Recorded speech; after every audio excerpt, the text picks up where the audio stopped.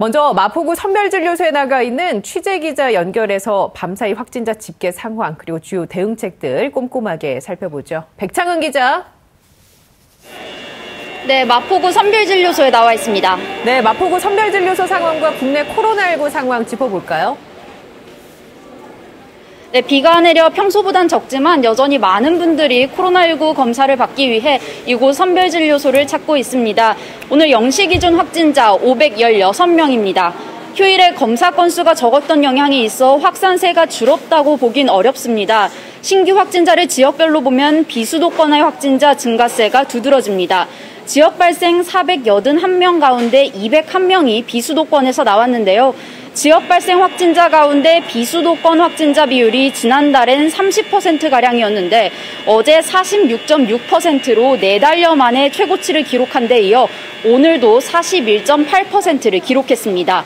위중증 환자는 16명 증가한 160명, 사망자는 4명 늘어 1,938명이 됐습니다.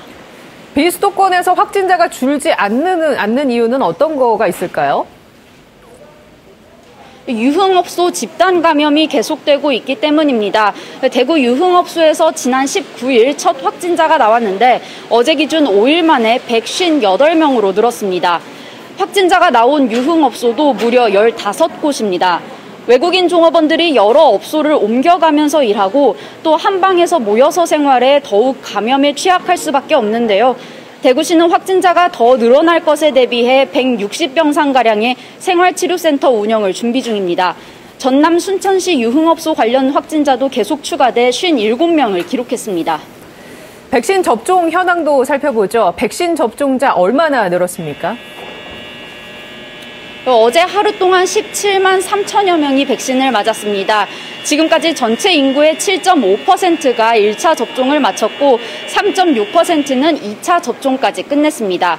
모레부턴 65살에서 74살 고령층이 아스트라제네카 백신 1차 접종을 받고 다음 달 초에는 30살 미만 군 장병들이 백신을 맞게 됩니다.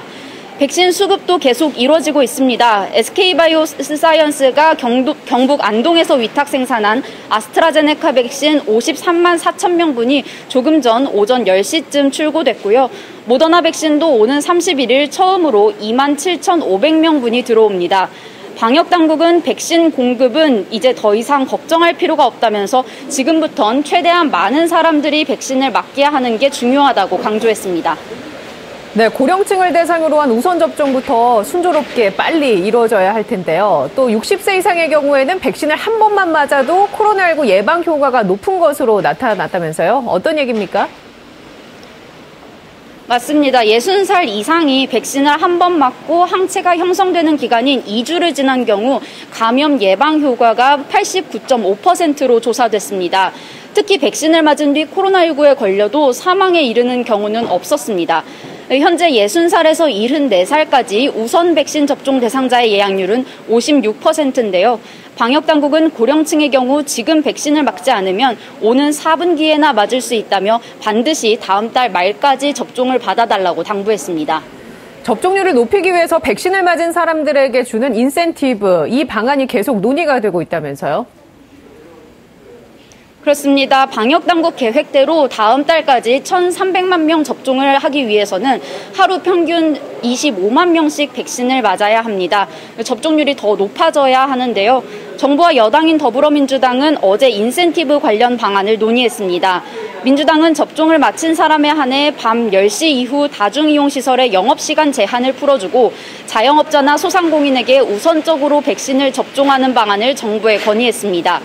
당장 현재 접종 예약을 받고 있는 고령층의 경우 백신을 맞으면 경로당이나 사회복지관을 자유롭게 출입할 수 있도록 하자는 제안도 나왔습니다.